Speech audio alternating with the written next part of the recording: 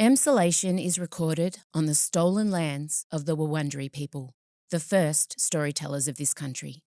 We pay our respects to elders past and present and to any First Nations peoples listening. We acknowledge that sovereignty was never ceded. Always was, always will be. You're in Emsolation. Hello there and welcome to Emsolation. My name is Em Russiano and this is definitely the first time we are recording this entire podcast. It's not. Michael has graciously returned. Yesterday we recorded an entire thing that got lost to robotic voices. We don't know what happened, a corrupt SD card, something. It could have been the hand of God looking after us because we were both a bit manic. I was jet lagged. You were unmedicated. And we discussed Trump, which we're not going to do today. I don't think we stayed with one topic for longer than 25 seconds. No. If you're new here, I'm a writer, a singer, a stand-up comedian, a maximalist power queen, a neurodivergent magic brain, and a podcaster. And this man to my right on the leopard print couch, we are downstairs because the upstairs roof completely collapsed on our recording equipment, is Michael Lucas. He is an award-winning screenwriter. And now, can we call ourselves playwrights? We've written a musical called The Baroness. That's an interesting. I think we can, but yeah, what do you call musical writers? I'm going to say playwrights. Yeah, let's do it. And we discuss all manner of things. Today we'll be talking about the D.C.C. I have been binge watching season 3 of the Dallas Cowboys Cheerleaders, and we'll be getting into how the women who run it have discovered Reddit. And it is amazing. And the way is that in terms of what they're saying about them on Reddit? the girls, That's the most hardcore platform. You it's can't- autistic Google. Yeah, but also in terms of if they're speaking about you, Oh, yeah. I can handle stuff about most of my work, but on Reddit, because it gets into a conversation and it gets into a debate and I just can't handle it. Can't handle it. It's not good. They've also found very your mother ways of critiquing people's physiques. Oh, I want to run it by you, some of the words she they're looks using. happy. Yeah. Yes. So that was actually mentioned, truly. We're also going to be talking about Madonna's labia lasers in her new 10-minute amuse-bouche of Confessions 2 and really whatever else takes our fancy. We do want to first kick off with Keir Starmer has officially resigned as the PM. They have had now 6 PMs since 2010. The last PM to serve full term was Dave Cameron. He Yeah. did 5 years. Yeah. And now I'm going to go into autism mode and try and recall the rest. Then we had Theresa May. Yeah. Then we had Boris. Yeah. Then we had Liz. Then Trust. we had Liz, who was in for 50 days. Yes, and wasn't there, what was it? What did they have that was going to like The go lettuce. off? The lettuce The that was lettuce. going to go off. That's I think right. that's unfortunately the low point, Liz, wasn't it? I mean, it's hard. It's There's hard. some depths there. Well, but, Boris before her obviously had the parties during lockdown. yes. Boris so Dave Cameron left because Brexit got across the line and he campaigned so hard against it. And he said, look, the next tenure is going to be the person kind of ushering the thing in that I didn't want. So he got out before Brexit happened. And then Theresa May her full-time job was trying to make that fucking stinky shit show. shit. The shit show that she didn't even want. Did not want. And then Boris, to his credit, actually got it done, but unfortunately behaved so badly outside of hours that he got out. And then they've had so many general elections. It's meant to happen every 5 years. It was rolling out every 2. Yes, although a lot of these changeovers weren't via election. Though, No. were they? Then Liz, Liz was like, I've She's got a grand plan for the economy. And everyone's going, I don't think you should do that. She's like, well, no, well, I'm going to. And then she tanks the economy and then she's out. Then we had Rishi. Yeah. Yeah. He's another one who I feel like, I mean, look, all of these conservative ones, obviously, I'm not going to be aligned with them on any sense, but it feels like there are people that create the mess and people who come in and desperately try and clean it up and then get turfed out anyway. Yeah. And Rishi came in saying, we do need another general election. This is a hot mess. And he also knew the Conservatives were going to lose. So they have the general election. Keir Starmer and the Labor, they absolutely storm it in. And they campaigned with the song, Things Can Only Get Better. And then 2 weeks later, he announced things are going to get much worse. Yeah. And, time. and Keir was elected because he was kind of beige and boring. Yeah, I think he was elected because he just wasn't the Conservatives, really. I mean, that was it. I don't think people were passionate about him necessarily. No. And now he's gone. So that's 6 in 15 or whatever. Australia can hardly judge anyone who went through the Rudd, Gillard, Rudd years. And then You could do Howard Abbott. No, Howard Rudd. Gillard Rudd. Rudd, Abbott. Then we're into when does Morrison, Albanese. Yeah.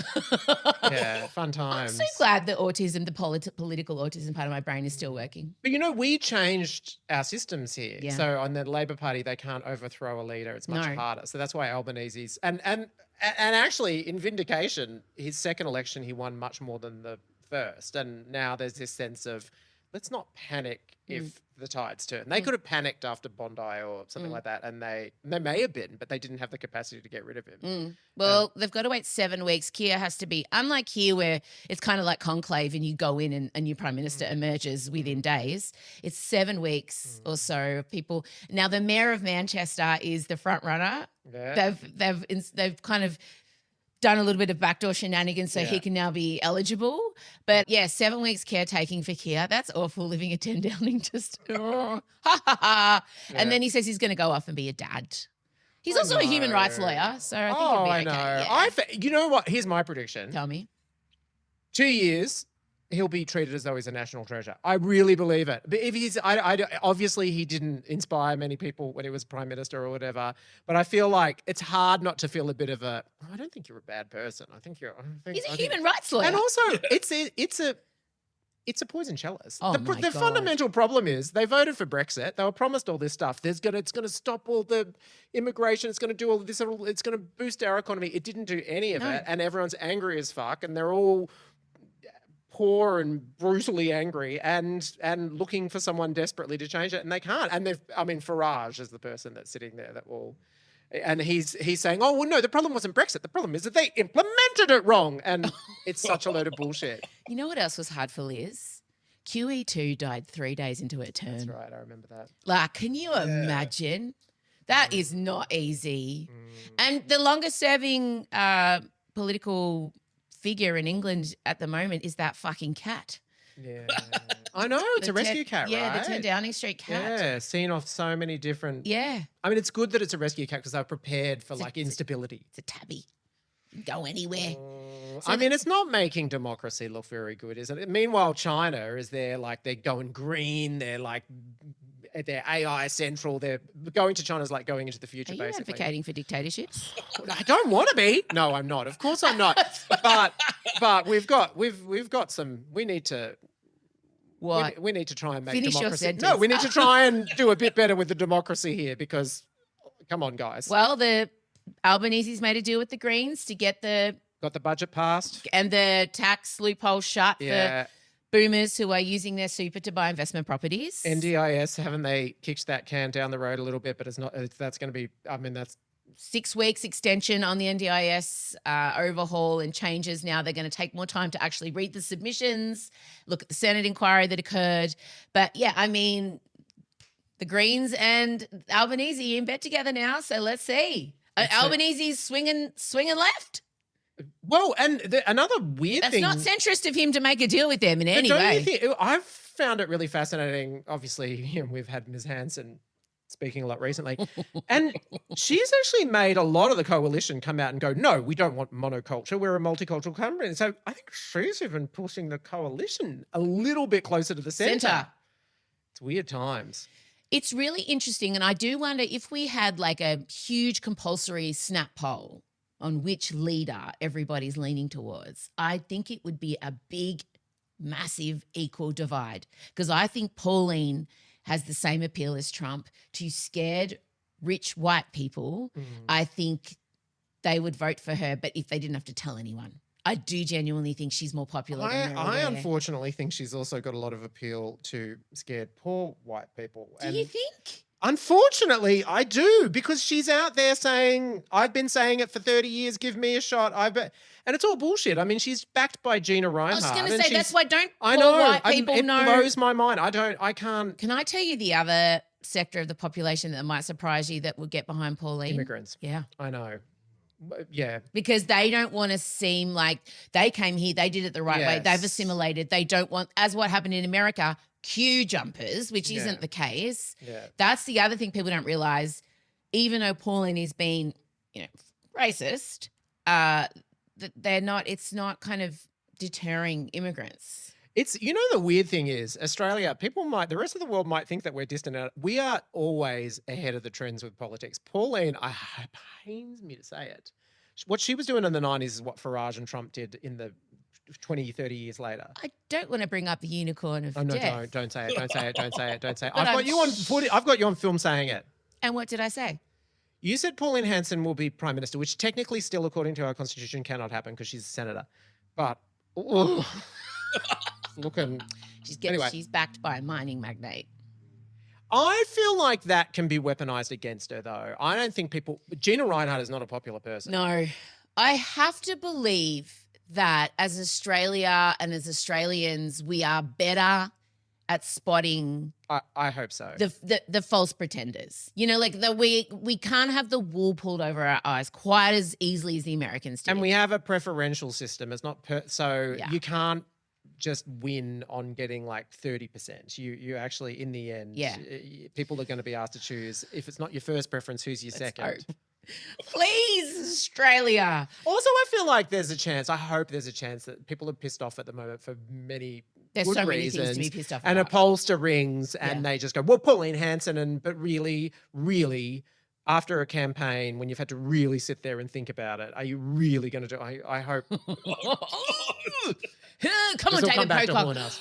Pocock and I are in communication. David Pocock is considering coming on the podcast. What?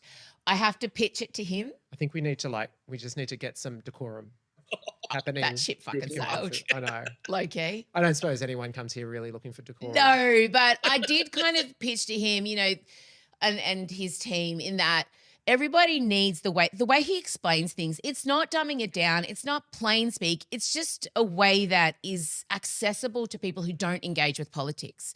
And that is what we need at the moment. And I think a lot of our government are counting on everyone feeling so overwhelmed and dizzy. They'll just pick the loudest, shiniest, brightest thing. But he is genuinely someone who cuts through. And I want him to come on and I want him to explain exactly what's going on with the beer tax, with the, all the things that within the environment. And I just genuinely think he's the savior. Oh, no. I mean, he is so good at articulating, even now with the budget. Yeah. And God love Albanese, but you wouldn't say as an orator it's his strength. And ultimately, at the end, you just need one line to say, this is why we're doing the budget changes we're doing. Yes. And you just got to say, we need to make things more fair. I mean, that's essentially what, but I don't know. But David Pocock can say things in a way that you're like, common sense. Also, we're trying. God, that facial symmetry. I'm not allowed to comment on the way he looks. It's not important. He's very smart. Very and a man of the people. Smart. He is a big thinker. Haven't noticed. Yes. I am right in the trenches with season 3 of the D.C.C. That is the Dallas Cowboys Cheerleaders. Now, they have gone from season 1, where it was basically filmed like the Blair Witch Project with glitter. Which was not a bad thing. Great, fine, amazing. Now they have budget. Okay. They have storylines. They have steady cams. They have the whole thing's going on. It looks like a feature film. There's a lot of sometimes they flip to black and white footage and there's little sparkles in the background. The girls looking stressed and they're warming up. And then there's slow-mos and it's incredible. But the 2 women who run it have clearly been told, or they've been told by the public to just fucking rein it in. They're amazing though. And they were critiquing the girls because I'm up to the episode where they kind of name the final 36 squad. And it's where they come in and they try the uniform on. Now, we've previously discussed the D.C.C. uniform. It is not something you could ever get a period in. You couldn't fart in it. There's the Are you wearing their colours at the moment almost? I am. Yeah. I wore this as a fuck you to Pauline, but this is a D.C.C. This does look like I'm a D.C.C. cheerleader.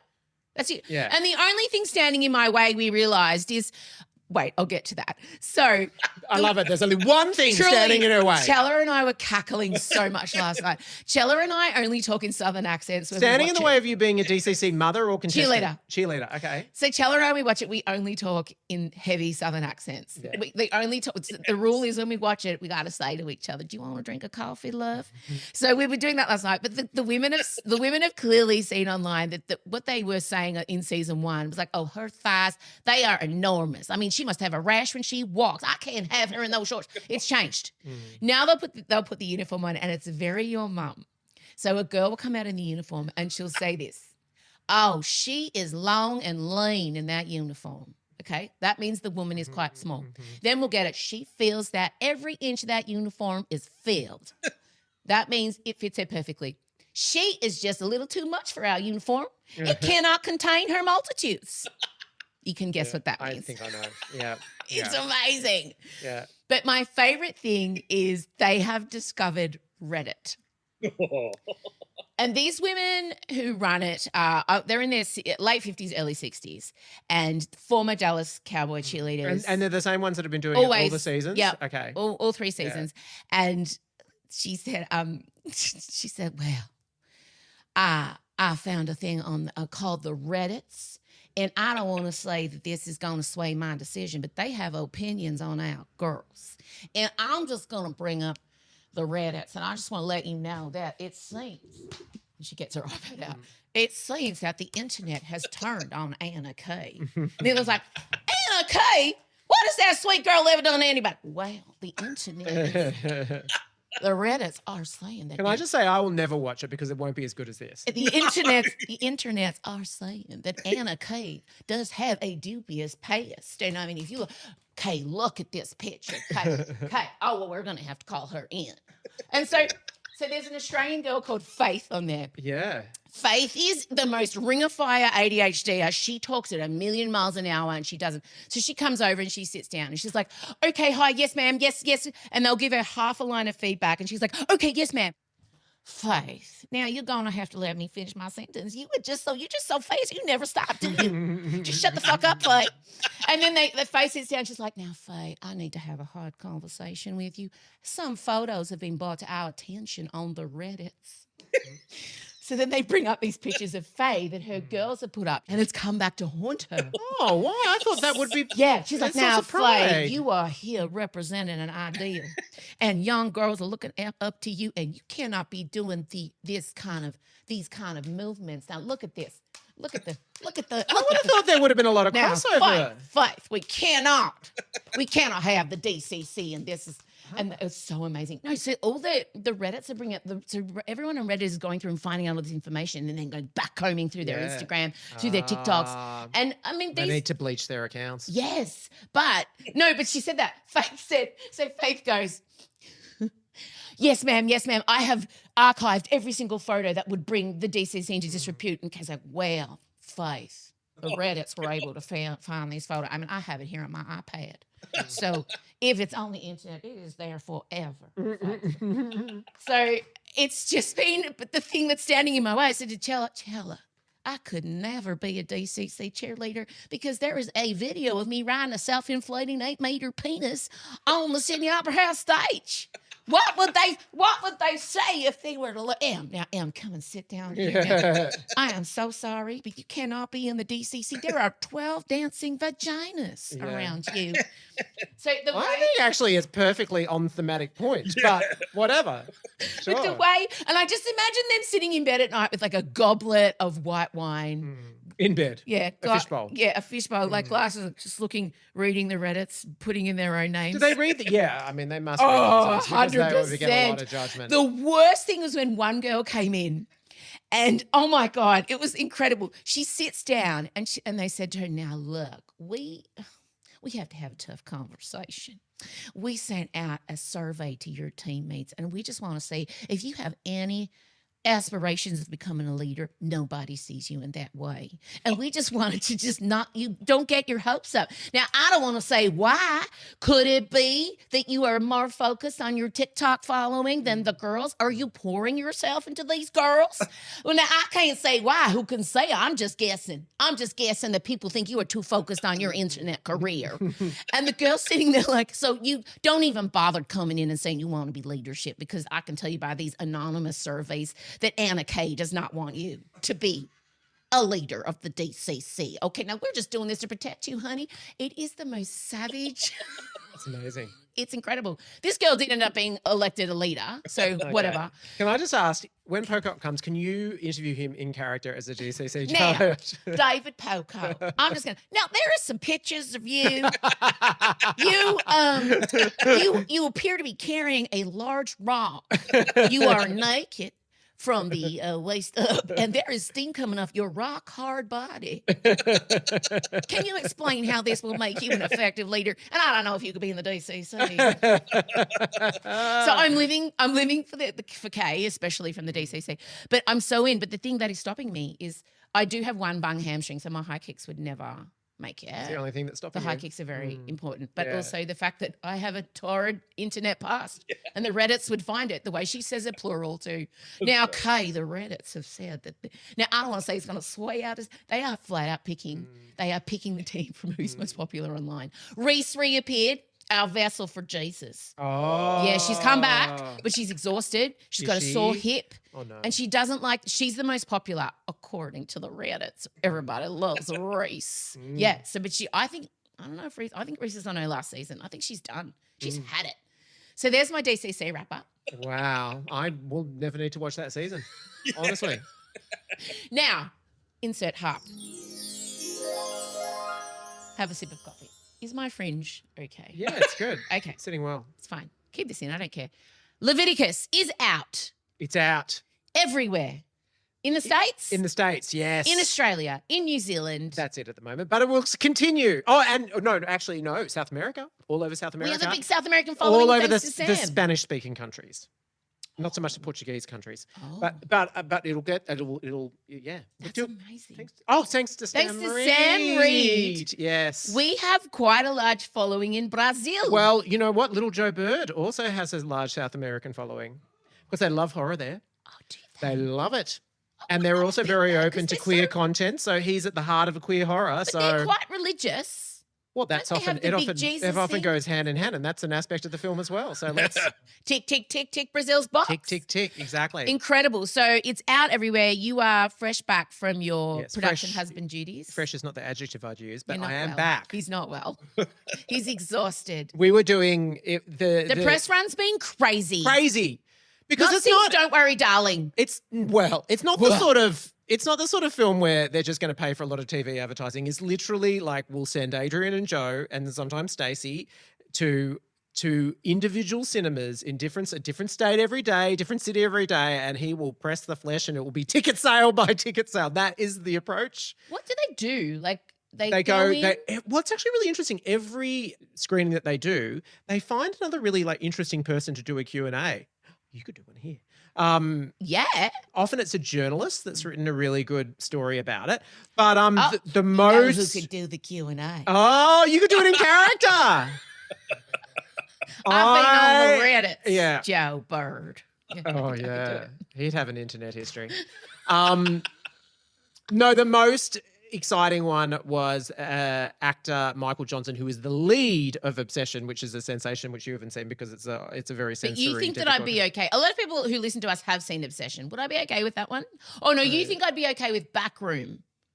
Oh God, I don't like to hazard a guess. I mean, you love Sinners, and I thought that might have some I love horror. Sinners. I can also watch people be ripped apart by dragon Backrooms, claws. I do think you are. I think Backrooms for you is basically representative of your psychology at 3 a.m. in the morning. So I feel like you'd connect with it. I don't know how to take that. I'll say It's so creepy. thank you. I loved it. I love both. And this guy, Michael Johnston, is So he's the newest, hottest thing. he is at the center of what may be the most profitable film of all time, and Can he's you super explain? novering. It cost how much to make? $750,000. So nothing. And how much has it made? Over 300 million so far, and counting. Going strong. Did he have box office cuts? I didn't ask him that. That's the first thing I'd ask. No, I mean, I don't know. I can't speak to that. I suspect it's more going to be about what it's going to do for him That from here. is I know. amazing. And look, he rocked up in LA in his late teens, and he's still young now. But it's funny because from the outside, you sort of think, oh my God, you're this young person who's just having this stratus. It's basically like Britney, baby, one more time. But no, he's been doing it. You know, he's been doing the auditions and getting roles and losing roles and everything for like we'll a get him decade up now. so people can see him. We'll put him up when we, yep. Yeah, he plays Bear, and there's a bazillion think pieces about his character because people like question his motivations. And What's the movie about? the movie, you would love this premise. Okay. He plays an insecure little white boy. Is he an incel? Is he a bro? Maybe that's part of the dialogue. But he's desperately in love with a female friend, and he can't quite bring him. There's evidence that she could like him back, but he just can't quite take the emotional risk of saying, "I like you. Do you like me?" So instead, he goes to some sort of store. He buys this little Make-A-Wish thing, and it's like, I wish for her to be more obsessed with the most obsessed person in the world, obsessed with me, and it comes true. Took it a bit far there. Yes, and then I'm sensing some red flags. But then with she that. becomes like Obsessed. violently, psychotically obsessed with him, and that's I the premise. do It's love the I know premise. you would. It's like Fatal Attraction, but with a bit of a wish horror thing, and it gets really intense. Oh, okay. And he came and did the Q&A for Leviticus. He did. It was amazing. What a guy. Because honestly, like, he has worked so hard for so long. The world is at his feet, and he took the time. Not only did that, took us out to lunch. He was all very brotherly to Joe Bird and giving him lots of good advice because Joe's about the age he was when he moved to Hollywood. He was a legend. And anyway, so yeah, you have the Q&As, and then afterwards, like, people can come and get pictures with Joe and Adrian and Stacey and whoever, and they've done that in Phoenix, in they've done it in New York, they've done it in Portland, they've done it in San Fran, they've done it all over LA. They're right now tonight doing it in Sydney, they'll be doing it in Gold Coast, they'll be doing it in, I think Canberra's on there, Melbourne's on there. When's Melbourne? Do you need me to help with anything? Melbourne initially, they want to add more, so Yeah. Odette saw it. Oh, did she? She got Adrian's number from me to message him, but I don't know if she ended up doing it. Look, she probably has. She loved it so much. Like, great. it really affected her emotionally. Oh, that's so good. So I said, I think Adrian would love that more than coming from most people because it's, that's your generation. Totally. My daughter's, she'll say, she's in it. She's an extra. Yes, she is. It was very exciting for her. She's like, I saw myself a few times. I'm like, Yeah. but she said, she texted me, and Odie has never texted me after a film. She's pretty Odie's pretty chill. And she said, Mom, I really loved it. It really affected me. Yeah. And she said the Frank Ocean song at the end made she cried. I know. When does a horror film, like, again, your husband, I know. that rare romance. I know. It's a rare combo. tender and terror. And it's so great. And those people, there's the fan art is off the hook. Obviously there's the TikTok fan cuts, but then there's also just like You need to hire art. Adrian, Neon and that. They need to hire a dedicated social media person just for the next 3 weeks to gather all of the stuff. They've done really cool things like asked artists to come up with their own posters for it. Is it going somewhere central? Because I keep seeing it scattered all over the internet, and I want it to be centralized. For There's Adrian. a Leviticus Instagram account that I know, reposts a lot but of it. And they're really embracing the fact. And it's so good as well because, look, there's the other side to it, of course, is when you put something this queer out in the world and something that deals with religion, you get brutal things online. But it's well and truly counterbalanced by like the love. Yeah, and it's a different kind of it's very meaningful. It's so exciting. But the most exciting thing for me was seeing that he was featured on Letterboxd. That's true. Explain Letterboxd to everybody. Letterboxd is a social media, I guess it's a social media site where you have an account and you give 5-star ratings to films. And it's been a sensation. And it's like Yelp for film and television. That's right. And really high profile people have accounts. And you can go and see what they've talked about. And it really is an expression of your taste levels. Yeah. And every A-lister has one.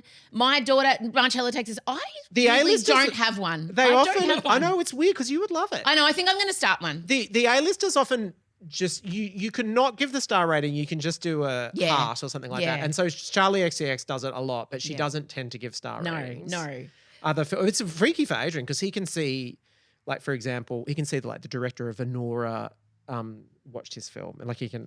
I know, it's amazing. But they also do a thing, an online thing on red carpets. They often pull aside stars and filmmakers and film people and ask A-listers stars look out for the Letterboxd people on the side now on the press wall. It used to, in the early days, they would say, "What's your top 4 on Letterboxd?" And in the early days, sometimes a bit like people would be off the cuff thinking about it. Now, they're people prepared. are prepared. And they say that. They'll walk up and be like, I'm ready for you. Yeah. They almost just want to get it out of the way. They look for it. Yeah. And so I, of course, follow Letterboxd online and then I see, what do I see? My non-romantic life partner, Adrian Chiarella, not by choice, by third wheel. I'm the third wheel to their marriage, obviously. Happy anniversary, by the way. Thank you. So lovely. And I You remember- know, it's so interesting because Elio is like. I was just going to say that. I was secretly 3 months pregnant with Elio at their wedding, and Michael was the only one that knew. And every time it pops up, I'm like, oh, I just remember like it was a really happy time. They were getting married. I was pregnant after a loss. And Scott and I were speaking. Like it was a wild time. It was a wild time. It really was. Heady time. So we should clarify Scott knew. He did not. I was not the only person. No, but at the wedding. He was aware. So Adrian's head pops up and instantly I'm nervous because as we've previously discussed, Adrian has exceptional taste when it comes to cinema, film, television. Very avant-garde, very niche, very like Russian noir made in 1947 Japanese mask vibes where you and I are like, Clueless, woo! Yeah. Pretty Woman, Yeah. So I was nervous and explain his film choices. He came out swinging with a film. There was a pre-discussion with him. Yes. You and he workshopped. We workshopped. Because you knew how serious, very important this was. And it won't surprise anyone to hear that I was an advocate for you've got to get some pop in there. You We cannot can't be credible the whole time. No. You have to say no. And also I would argue to put it in context, we saw one film at the cinemas when we were in the States. It was Toy Story 5 and he loved it. So calm down, Adrian. I we know. get it, Hitchcock. He started with Onibaba, which is a classic Japanese I watched it horror, yesterday. and it's very inaccessible. He was hoping to organise special screenings of it to tie in with Leviticus, and they're like, "We're sorry, we can't source a print. It's that obscure. It's a creepy. There's a mask. There's a fields of, I don't know what they are. Wheat. When was it made? 50s, 60s. I don't know, like black and white. Calm down, Adrian. Yeah, and so that was I was was his, like, okay, great. Strong hit out. I have taste. I'm a man of research. I care. I have substance. Fine. I'm like, the second one better fucking be Aladdin. It wasn't. It was In the Mood for Love by Wong Kar-wai, which is another classic, more recent though. And that is a hugely, Wong Kar-wai has very much influenced the way Adrian likes to shoot his scenes. And we always joke that like my work is essentially two very verbose women in cafes. Having an existential crisis. Yeah. And his one is like, it's like a conflicted Asian man in a moody alleyway smoking cigarette and just having a complicated reaction with his back turned. And that's what Wong Kar-wai is. And then he said Paris, Texas, which was all about the landscapes. Again, we're still in art house. But then finally he brought it home with Terminator 2 Judgment Day. Thank God. I nearly burst into tears when he said that. Yes. It's like, thank God, because I mean, it's the perfect hit. It's the perfect hit out of, I'm a man of the people, but also a seminal film for our generation. I haven't watched that recently. Have you? Oh, yes. Weirdly, not only have I watched it, we went to one of those ones where they play the music. They do a live music score thing. But the only thing that I didn't realize was they do a new music. They've composed a special new. So I was expecting the. Yeah. And it wasn't that. They composed a new one, but it was actually great. It took me a second. I'm like, where's the familiar I would want thing? Dun. Yeah. But in the end, it was really, because it was like you truly saw it all new again. And anyway, yes. This morning we were walking to school and the bell was going off. Ding, ding. And Elio then went dun, dun, dun, dun, dun, dun, dun, dun. I was never prouder. I've never felt prouder. I'm like, the nerddom is here and queer, get used to it. So we are now going to give you our letterboxed in the sealed section. Yes. You're going to hear what Michael and I would give our top 4 movies to of all time in the sealed section. You can only access it there. We will also be discussing Madonna's Labia Lasers because this film clip was released, an homage boost of her upcoming album, Confessions 2. We got a little sample of each song, plus some Benedict Cumberbatch, plus some like, what are we going to call them? Sexy assassin laser camera snipers. Steady cam operator.